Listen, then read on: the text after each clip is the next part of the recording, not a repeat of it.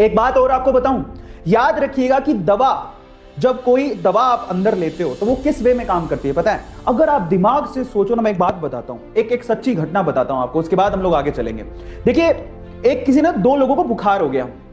अब एक बंदे को तो रियल दवाई दी गई फीवर को ठीक करने के, पर उसको कहा गया कि कोई पक्का नहीं है कि इससे ठीक हो जाएगी। उसको ये दिया गया और उसके अंदर दिमाग में डाउट भी डाल दिया गया।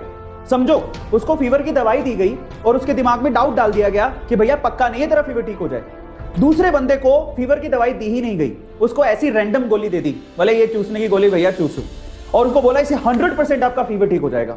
आप बिलीव करेंगे कि 5 दिन बाद जिसको रैंडम दवाई दी गई थी उसका फीवर ठीक हो गया, लेकिन जिसको रियल दवाई दी गई थी उसका फीवर ठीक ही नहीं हुआ। इसका मतलब कोई भी वैक्सीन या दवाई के साथ एक चीज और जुड़ी हुई है, वो है आपका पॉजिटिव थॉट प्रोसेस। अगर आप यकीन करोगे कि ये मुझे पूरी तरह से ठीक कर देगी तो वो पक्का काम करेगी। तो इसलिए वैक्सीन लगाने से पहले आपको भरोसा होना चाहिए, जो कि भरोसा है ही नहीं।